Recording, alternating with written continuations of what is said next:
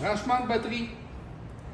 Si j'ai une batterie de 12 volts 1000 ampères et puis je viens la brancher en série avec une autre batterie de 12 volts 1000 ampères, je vais additionner le voltage.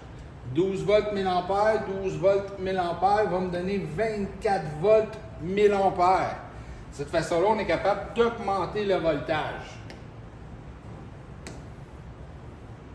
Si je prends les mêmes deux batteries, 12 volts 1000 ampères, puis je les branche en parallèle, c'est-à-dire je vais mettre les négatifs ensemble et puis les positifs ensemble. Ce qui fait que je vais pouvoir augmenter mon ampérage. Mon voltage va rester le même, mais mon ampérage va monter. Pareil comme quand on avait un circuit en parallèle. C'est-à-dire qu'on additionnait l'ampérage de chacune des branches. C'est la même chose ici. C'est-à-dire si je les mets en parallèle, le voltage reste le même, l'ampérage va monter. Si je prends deux batteries et je les mets en série, positif-négatif, le positif s'en va au véhicule, le négatif s'en va au véhicule. Dans ce cas ici, c'est le voltage qui augmente. En parallèle, les négatifs branchés ensemble, les positifs ensemble, on vient d'augmenter l'ampérage.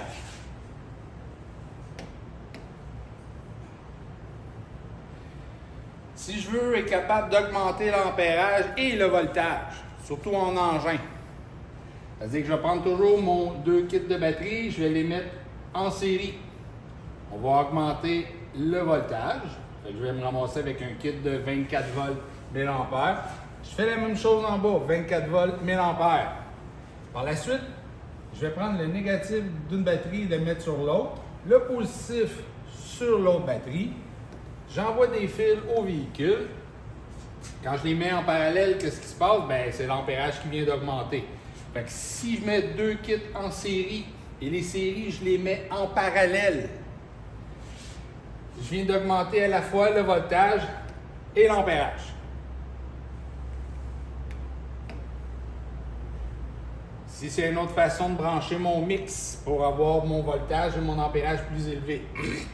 C'est-à-dire, je vais commencer par prendre mon kit de deux batteries, je vais les brancher en parallèle. Les négatifs entre eux, les positifs entre eux. Ici aussi, les négatifs entre eux, les positifs entre eux. Si je prends le positif d'une batterie et puis je viens le mettre dans le négatif de l'autre, aux extrémités, je sors mes fils pour aller au véhicule.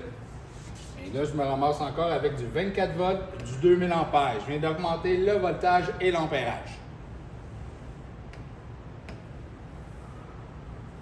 On récapitule. Batterie branchée en série, positif-négatif, on augmente le voltage. Batterie branchée en parallèle, les négatifs entre eux et les positifs entre eux, on augmente l'ampérage.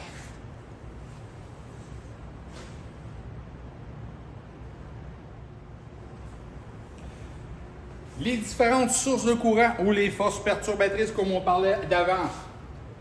C'est-à-dire que j'ai chimique. Avec la batterie, on va être capable d'avoir, avec une réaction chimique, on va être capable d'emmagasiner de l'énergie puis par la suite libérer les électrons.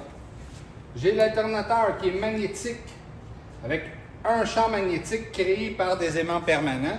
On a un conducteur au travers de tout ça, et quand les aimants permanents entrecroisent le conducteur, crée un déplacement d'électrons.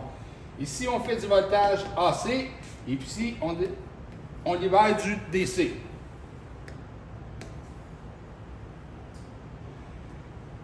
J'ai la thermoélectricité.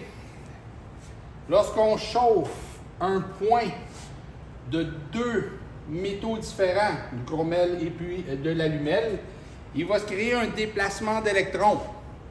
Ici, on crée du DC. C'est pas une baie James. On déplace très peu d'électrons, mais c'est quand même une quantité minime qu'on a besoin. C'est le phénomène qu'on utilise pour les capteurs de température moteur. On chauffe l'extrémité, puis il y a un déplacement d'électrons qui se produit. Ici, c'est la photoélectricité, c'est-à-dire avec la lumière, la luminosité. Les panneaux vont être capables de libérer de l'électricité. Ici aussi, on a du DC. Encore une fois, c'est pas énorme, mais c'est parfait pour un capteur de luminosité qui fait allumer les phares à l'avant du véhicule.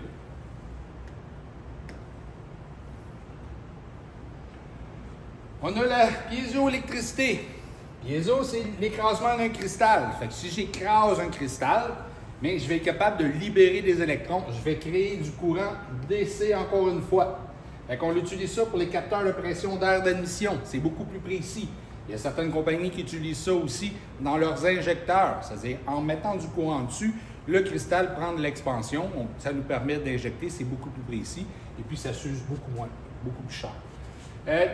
Tribéoélectricité, l'électricité statique. En se frottant les pieds et on touche à quelqu'un d'autre, bien, on est capable de libérer des électrons.